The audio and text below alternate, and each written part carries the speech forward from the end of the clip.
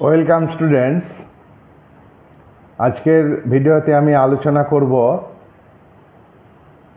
Class 11-এর নতুন সিলেবাসের উপর। ক্লাস 11-এর 3 নম্বর চ্যাপ্টার সিটিজেনশিপ সম্পর্কে আলোচনা আছে। আমি এর আগে সিটিজেনশিপ অর্থাৎ নাগরিকত্ব কাকে বলে একটা ভিডিও আমি তোমাদের দিয়েছি। তারপর সিটিজেনশিপ লাভের বা অর্জনের পদ্ধতি সম্পর্কে আলোচনা, এর উপরেও আমি একটা ভিডিও তৈরি করেছি। তোমরা ভিডিও দেখছো। আজকের ভিডিওর আলোচনার বিষয় হলো নাগরিকত্ব বিলোপের পরিচয়, নাগরিকত্ব বিলোপের কারণ। নাগরিকত্ব অর্জনের ক্ষেত্রে একাধিক পদ্ধতি আছে। এগুলি সম্পর্কে তোমরা ইতিপূর্বে জেনেছ। নাগরিকত্ব একজন ব্যক্তির রাষ্ট্রের পরিচয় উল্লেখ করে। একজন মানুষ কোন দেশের সেটা প্রমাণ করতে হলে তাকে প্রমাণ করতে হবে সে সেই দেশের সিটিজেন। তার সেই দেশের সিটিজেনশিপ আছে। ব্যক্তির যে রাষ্ট্রীয় পরিচয় সেটা সম্ভব হয় নাগরিকত্ব অর্জনের মাধ্যমে। তোমরা জেনে রেখো, বিভিন্ন দেশে, বিশ্বের বিভিন্ন দেশে নাগরিকত্ব বিলোপের ক্ষেত্রে বিভিন্ন পদ্ধতি আছে। সব দেশে একই রকমভাবে সিটিজেনশিপের বিলোপ ঘটে না। তবুও আমরা সাধারণভাবে নাগরিকত্ব বিলোপের ক্ষেত্রে কতগুলি কারণ আলোচনা করব। আমরা কথা বলতে পারি যে সিটিজেনশিপ একজন ব্যক্তি স্বেচ্ছায় ত্যাগ করতে পারে, আবার একজন ব্যক্তি সিটিজেনশিপ ত্যাগ করতে বাধ্য হয় স্বেচ্ছাকৃতভাবে। নিজের ইচ্ছা না থাকলেও তার সিটিজেনশিপ চলে যেতে পারে। আমরা পয়েন্ট আকারে বিষয়গুলি নিয়ে আলোচনা করব। প্রথম কারণ, এটা স্বেচ্ছাকৃত কারণ। নাগরিকত্ব বিলোপের ক্ষেত্রে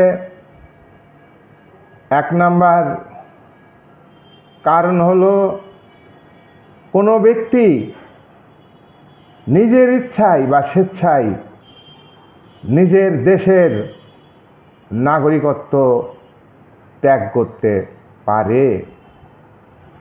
নিজের দেশের নাগরিকত্ব ত্যাগ করে সেই ব্যক্তি অন্য দেশের নাগরিকত্ব গ্রহণ করলে তার নিজের দেশের নাগরিকত্ব বিলুপ্ত হয়। নাম্বার 2 নাম্বার নাগরিকত্ব বিলোপের কারণ হলো কোনো মহিলা কোনো বিদেশি পুরুষকে বিয়ে করলে সেই মহিলা স্বামীর সিটিজেনশিপ লাভ করবে। স্বামীর সিটিজেনশিপ লাভ করলে ওই মহিলা তার নিজের দেশের নাগরিকত্ব হারাবে। তার নিজের দেশের নাগরিকত্ব বিলুপ্ত হবে। এটা স্বেচ্ছাকৃতভাবে ওই মহিলা নাগরিকত্ব হারাবে। এটাকে নাগরিকত্ব বিলোপ না বলে এটাকে আমরা নাগরিকত্বের পরিবর্তনও বলতে পারি। 3 নাম্বার কারণ। 3 নাম্বার কারণ কি? কোনো ব্যক্তি নিজের দেশের অনুমতি না নিয়ে বিদেশে চাকরি করলে এবং চাকরি করতে করতে সে বিদেশের নাগরিকত্ব লাভ করে, আর তখন সেই ব্যক্তি নিজের দেশের নাগরিকত্ব হারাবে। এটা নাগরিকত্ব বিলোপ ঘটেছে বলে ধরা হয়। এটাও কিন্তু প্রকৃতপক্ষে নাগরিকতার বা নাগরিকত্বের বিলোপ নয়, এটা নাগরিকত্বের পরিবর্তন মাত্র। 4 নাম্বার কারণ। 4 নাম্বার কারণ কি? নাগরিকত্ব বিলোপের ক্ষেত্রে দেখা যায় যে কোনো ব্যক্তি নিজের দেশ থেকে দীর্ঘদিন ধরে নিজের দেশে অ্যাবসেন্ট, নিজের দেশে অনুপস্থিত থাকে, আর দীর্ঘদিন ধরে অনুপস্থিত থাকার ফলে সেই ব্যক্তি তার নিজের দেশের নাগরিকত্ব হারাবে। এটাও নাগরিকত্বের বিলোপ, কিন্তু এক্ষেত্রে পরিবর্তন ঘটে, সে অন্য দেশের নাগরিকত্ব লাভ করে। 5 নাম্বার কারণ। 5 নাম্বার কারণ কি?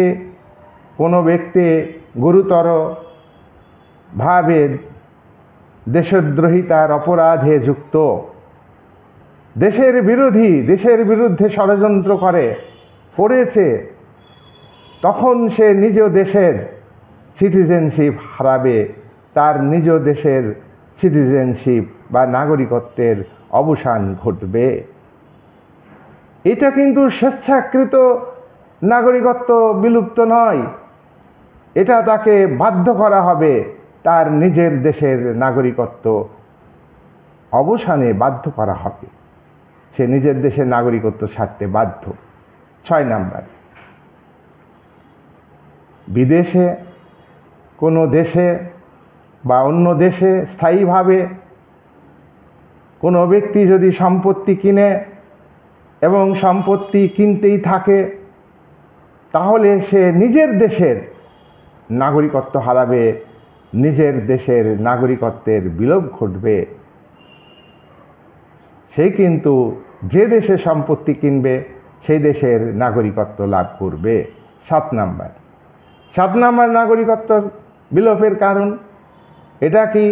এটা হলো যে যুদ্ধের সময়, ওয়ার টাইমে, যুদ্ধের সময় সেনাবাহিনী থেকে যদি সেনাবাহিনী নিজ দেশের সেনাবাহিনী ত্যাগ করে শত্রুপক্ষের সেনাবাহিনীতে যোগ দেয়, তাহলে নিজ দেশের নাগরিকত্ব তার থাকবে না। সুতরাং এক্ষেত্রে নাগরিকতার বিলোপের বিষয়টি এটা স্বেচ্ছাকৃত নয়, এটা অস্বেচ্ছাকৃত, তার নাগরিকত্ব হারাবেই। এটা নাগরিকতার বিলোপের কারণ। এটা হলো অন্য দেশের সেনাবাহিনীর শত্রুপক্ষের সেনাবাহিনীতে যোগদান করলে নাগরিকত্ব হারাবে। 8 নাম্বার কারণ। 8 নাম্বার কারণ কি? নিজ দেশের বিনা অনুমতিতে অন্য কান্ট্রিতে বা অন্য দেশে খেতাব গ্রহণ করেছে। খেতাব গ্রহণ করতে হলে অন্য দেশের খেতাব গ্রহণ করতে হলে নিজের দেশের সরকারের অনুমতি দরকার। সরকারের কাছে কোনো অনুমতি না নিয়ে অন্য দেশের খেতাব বা উপাধি গ্রহণ করেছে, সেক্ষেত্রে সেই ব্যক্তি খেতাবধারী বা উপাধিধারী ব্যক্তি নিজ দেশের সিটিজেনশিপ হারাবে। 9 নাম্বার। 9 নাম্বার সিটিজেনশিপ হারানোর কারণ কি, বা নাগরিকত্বের বিলোপের কারণ কি, বা নাগরিকত্বের অবসানের কারণ কি? কোনো ব্যক্তি গুরুতর অপরাধ করেছে স্বদেশে অর্থাৎ নিজের দেশে, ওন কান্ট্রিতে সে অপরাধ করেছে, আর অপরাধের কারণে দেশের সরকার তাকে বহিষ্কার করেছে, যাকে বহিষ্কার করা হলো দেশের বিরুদ্ধে ষড়যন্ত্র করেছে, অপরাধ করেছে, সে তার নিজের দেশের নাগরিকত্ব হারাতে বাধ্য। এটা বাধ্যতামূলকভাবে তার নাগরিকত্ব হারাবে। গুরুতর অপরাধের কারণে সে তার নিজের দেশের নাগরিকত্ব হারাবে, তার নাগরিকত্ব থাকবে না। আমরা 9টা পয়েন্ট আমরা আলোচনা করলাম। এই 9টা পয়েন্টের মধ্যে আমি উল্লেখ করেছি কোনটা স্বেচ্ছাকৃত, কোনটা বাধ্যতামূলক। তো বাধ্যতামূলক হলো প্রকৃতপক্ষে নাগরিকত্বের বিলুপ্ত, আর বিবাহ করলে বা অন্য দেশে চলে গেলে চাকরির সূত্রে সেটা অন্য দেশের নাগরিকত্ব লাভ করে। সুতরাং এগুলো নাগরিকতার পরিবর্তন। দেখো, সব দেশে সব রাজনৈতিক ব্যবস্থাতে নাগরিকতার বিলোপের কারণ একরকম হতে পারে না। রাজনৈতিক ব্যবস্থার, সরকারের প্রকৃতি, রাষ্ট্রের নেচার, তার উপর নাগরিকত্ব বিলোপের কারণগুলি নির্ভর করে। তাই আমরা বলবো যে স্টেটের নেচার, পলিটিক্যাল সিস্টেম, এই অনুযায়ী বিভিন্ন দেশের নাগরিকত্ব বিলোপের বিভিন্ন কারণ আছে।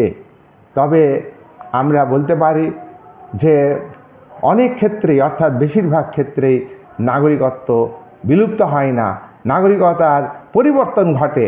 একটা দেশের নাগরিকতা ত্যাগ করেছে বা নাগরিকতা বিলুপ্ত হয়েছে, সে অন্য জায়গায়, অন্য দেশে গিয়ে নাগরিকতা পেয়েছে, তারা নাগরিক। কিন্তু এমনও ব্যক্তি আছে পৃথিবীতে, অনেক মানুষ আছে যারা অনাগরিক, তারা কোনো রাষ্ট্রেরই নাগরিক নয়। অনাগরিক কাদের বলে?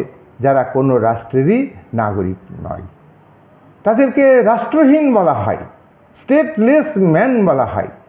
অনেক মানুষ আছে, তাদেরকে ডাউটফুল সিটিজেন বলা হয়, ডাউটফুল সিটিজেন।